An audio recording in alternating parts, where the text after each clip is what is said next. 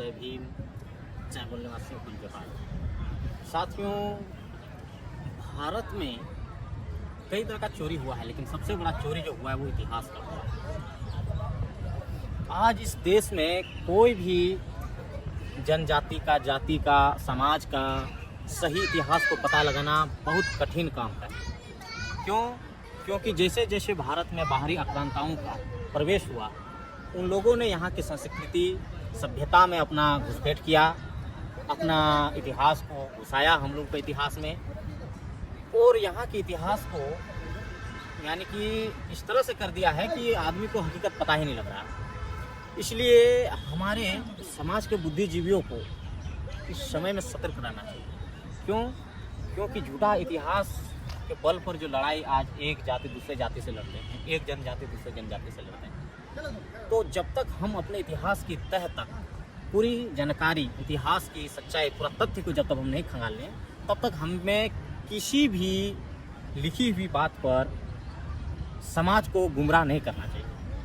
क्योंकि बाहरी आक्रांताओं ने हमारे बीच में विवाद खड़ा करने के लिए, हमारे लोगों को लड़वाने के लिए कई तरह के षड्यंत्र रचे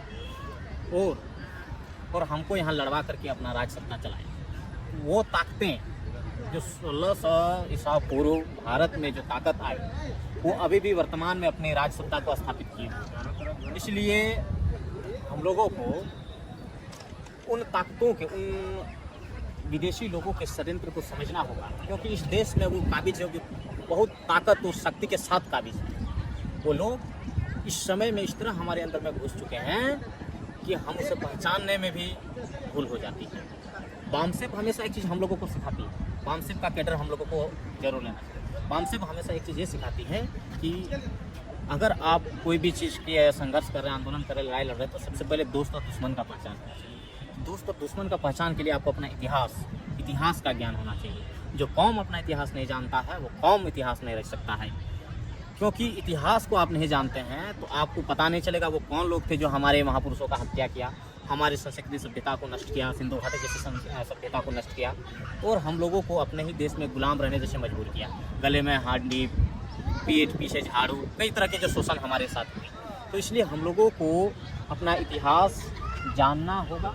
इसके बाद ही कोई बयानबाजी या समाज के लोगों को उसके प्रति तैयार करना होगा। झूठा इतिहास के बुनियादी तौर पर यदि हम लड़ते हैं, झूठा इतिहास के बल पर, तो हम आपस में ही लड़ मरेंगे, और जो हमारे विदेशी ताकतें, जो शत्रु है, जो भारत में राज कर रहा है, वो शासन सत्ता चलाते रहेगा। इसलिए आप लोग असली इतिहास को जानें, इसके बाद ही आप कोई भी कदम उठाएं। जय भीम, कुल जोहार, जय बोलनेवासी।